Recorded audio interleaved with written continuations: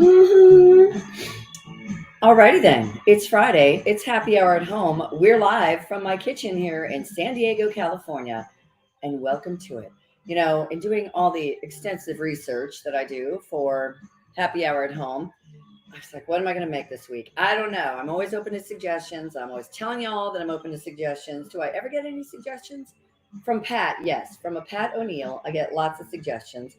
But in my little Google search orama, um, I discovered a couple of articles about fall cocktail trends. And yes, they can be trends. And I found that there are three big trends that are coming this fall. Some of them we're kind of aware of. One of them, orange wine, I'd never heard of. It sounds disgusting, but it's not made from oranges. So it is actually made from white grapes. And we'll get to that. We'll get to that. But the other big trend, in addition to flavored whiskeys, is the 90s. They're back. And thanks to big shows or movies like The Big Lebowski and Sex in the City, we have, of course, the Cosmo, which is going to see a resurgence, apparently. Another very easy, simple drink to make that the Barefoot Contessa made a gigantic one at the beginning of the pandemic. Love her. And then The Big Lebowski. The Big Lebowski came out in the late 90s, as did Sex in the City. Actually, I think that was a little bit earlier. And that was based on a book series from Candace Bushnell. Read at least one of her books, but Sex in the City, they all had that cocktail. It was the rage. It was like women that drink wine right now with The Bachelor. They watch The Bachelor and they drink their rosé or whatever the hell they drink. This was like that. And we drank Cosmos till the cows came home.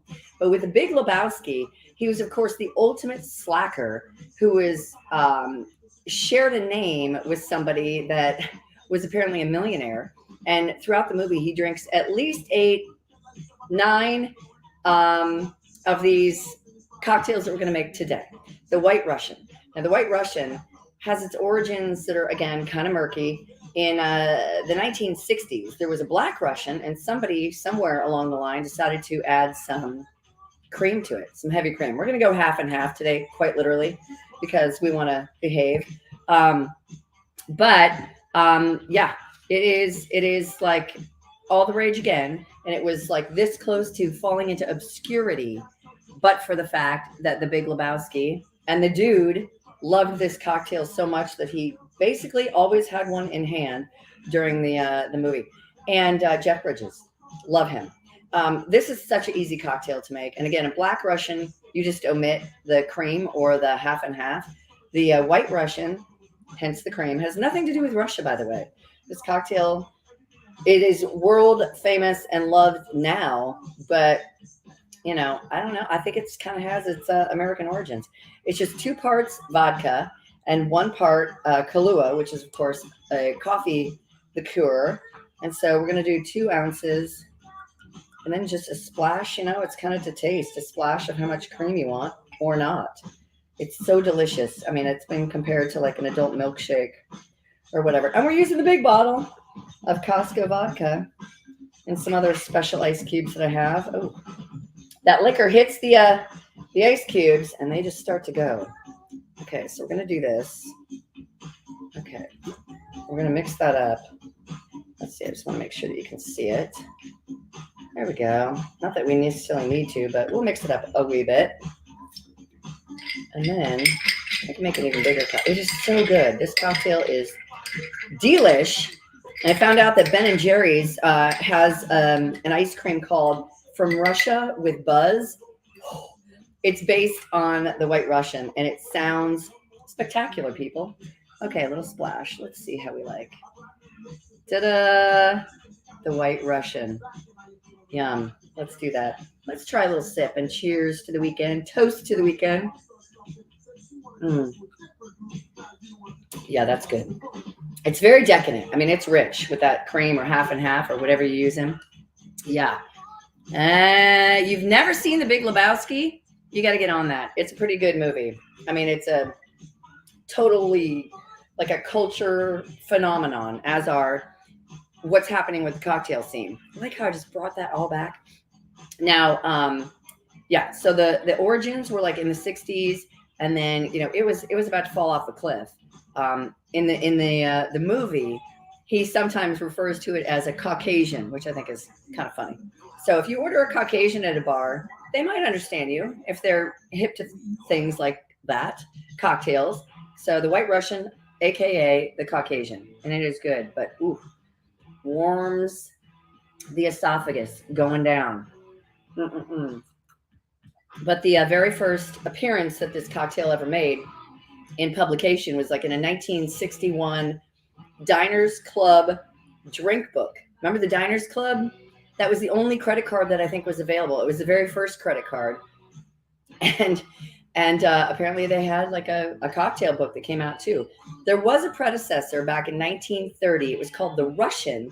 It had gin and vodka in it, and then they also used creme de cacao, whatever. It fell out of favor until coffee liqueur was introduced. Thank you, Kahlua, and thank you, Hawaii, even though it's a product of Mexico. Go figure. Go figure. But they do make a white Canadian. Doesn't sound super appealing. They use alternative milks in there, shall we say, like goat's milk. I love goat's cheese. I don't even know if I've ever had goat's milk, but that's what they use in a white Canadian. A white Mexican actually sounds pretty good. Ironic, I know, but a white Mexican is akin to horchata. If you've never had horchata, it's rice milk with like cinnamon in it over ice. It's very refreshing, very good. You can get them here in San Diego and of course in Mexico. Very delicious. I love a good horchata. But yeah, I got to look for that Ben and Jerry's from Russia with Buzz ice cream. It has like chocolate chips in it and coffee ice cream, and it just sounds delightful. And coffee ice cream is my favorite with chocolate chips in it. So I'm on the lookout for the Ben and Jerry's from Russia with Buzz. Now, while I consume at least one of these White Russians, we're going to talk about some of the other trends. And the other trend that's a big trend, again, we'll get to orange wine. I know it sounds disgusting, but my interest and my curiosity is piqued, not only because Mary J. Blige has a wine out that is actually an orange wine. I think they're sort of pitching it as a rosé, but it's not a rosé because rosé is made with red grapes. This wine is a Pinot Grigio, and it is Italian, but it is pink in color, blush in color, orangey in color, and it is technically, as far as I can tell, an orange wine. So we gotta dig into that, and I'll explain. But the other big trend that I wanted to talk about, clearly I am non-committal, but it is flavored whiskeys. Fireball, cinnamon. You've got your Jim Beam apple. You've got the original Bushmill, so that's just the good old natural Irish whiskey. KEY, by the way, which is only really whiskeys made in the United States and Ireland. Everywhere else around the world, Japanese whiskeys. The Germans are making whiskey. I guess even the Mexicans are getting into it. And you would think, well, that makes sense. I mean, they can make whiskey from, a grain mash. It could be malt barley. It can be corn. It could be wheat. And again, it could be barley. But whiskey, KY, is like from Scotland or, Scotch whiskey, that kind of thing. So only the Irish and the Irish Americans use the KEY on whiskey. But here's another one, peach whiskey. I like I said, non-committal. So I haven't tried any of these. Screwball whiskey, which is peanut butter flavored. That's another big popular flavor. There's chocolate peanut butter flavored whiskeys too. And then there's one that I have tasted at my brother-in-law's house because his cousin started it and it's taken off. It's really exploded. It's called Duke and Dame. Duke and Dame. It is a salted caramel whiskey. It's quite good. And I think part of the reason why it took off is because I think he was connected somehow to the scene in Miami, the music scene, the players down there, the rappers and things like that. So I need to get me some free Duke and Dame whiskey because I would like to have a bottle of that. Even my brother-in-law had to buy his own bottle of that. So let's talk about orange wine. But before we do, let's do this. Here. Oh, yes, of course, Thomas Wing. you helped get me started on this cocktail show, which we're in the process of trying to monetize. So anytime that, Purple Brands wants to sponsor a show, let's hook it up. But, I wonder, Tom, okay, so Tom, you probably know he's in the liquor business, wine and liquor business in Florida and Georgia. Um, Orange wine. I had never heard of it until I saw that it was a trend. And it is, in fact, a trend. And what it is it's an ancient technique, ancient, like 3,000 years old, a technique of making wine from white grapes, where you leave some of the skin or at least you put the skin of the grapes, the white grapes, and the seeds in contact with the juice that the grapes make, and it turns the wine a hue, like orange or a blush color. Let's see, the Italian word for it is ramato. That's how I know that Mary J. Blige's sun goddess, Pinot Grigio Ramato, is in fact an orange wine. Again, they're trying to tell us that it is a rosé, but rosé is made with red grapes, and it comes in contact with red skin. That's what gives it that blush color. But that's exactly how it's done. See, I studied up. And then it's made by leaving not only the grapes with the skins and the seeds in contact with the juice. It's used or distilled or fermented. What's the right word? I'm still learning. In either cement or ceramic vessels. And they put it in the juices in contact with the skin and the seeds anywhere from 4 days if you want a very light color, which, I'm inclined to think that Mary J. Blige's orange wine has only come in contact with the skins for a few days, up to a year.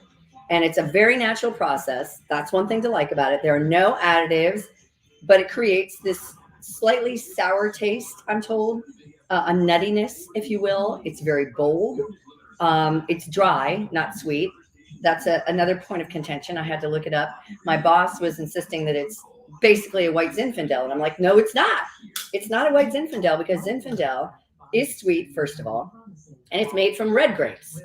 I don't know why it's different than rosé, other than I like a really good dry rosé, which dry is less sweet, much less sweet than a sweet wine. Not a fan of sweet wines. Like Moscato, you can have it all. You can have it all. But it is a very natural process, and it does lend itself to being very dry and kind of a sourness, almost like a fruity beer, I'm told. Fermented. Thank you. Thank you so much, Mr. Wayne. And again, Mary J. Blige has a wine line out. It's all Italian wine. It's called Sun Goddess. Great product labeling. It looks fantastic. I had hoped to work with her on that. I mean, I say that only because one of my salespeople was talking to a distributor and hoped to get us in on a buy, but didn't happen. Still open to it, Mary J. You just call me, sister. But it's a bold wine that calls for a bold pairing. It can go with, I guess, fish, beef, anything you like a curry or any kind of other ethnic food.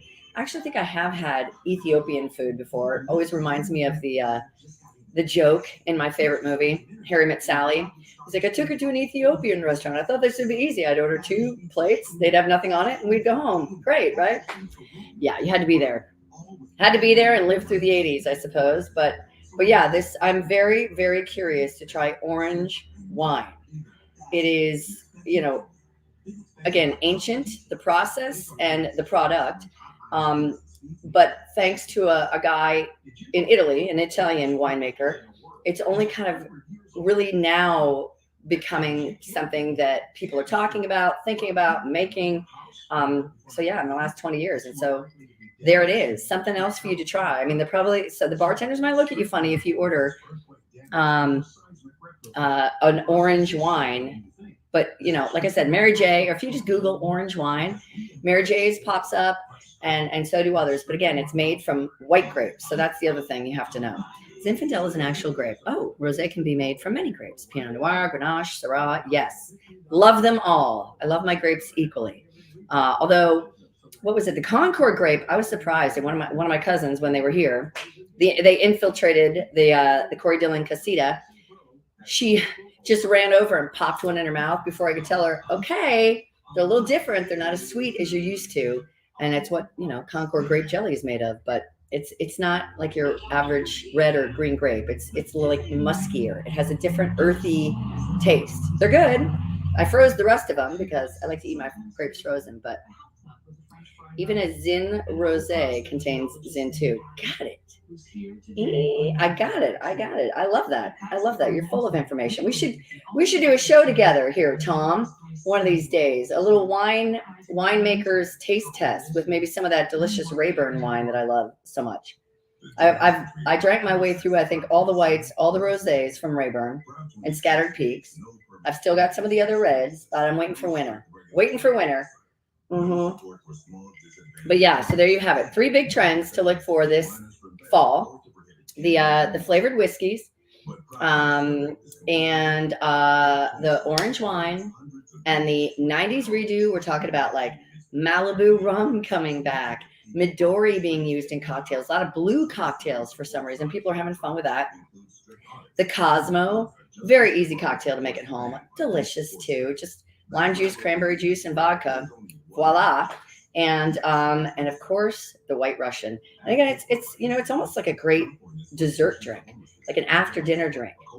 Have your friends over around the fire, should it ever get cold enough. Although we're going to be suffering through La Nina, I hear, through November here in Southern California, actually the whole country. So we're going to see a much warmer and drier fall here in Southern California. But I think for everybody else, except for the most northern states and the Canadians, we're going to see a much warmer and wetter winter. So you. Very excited for y'all.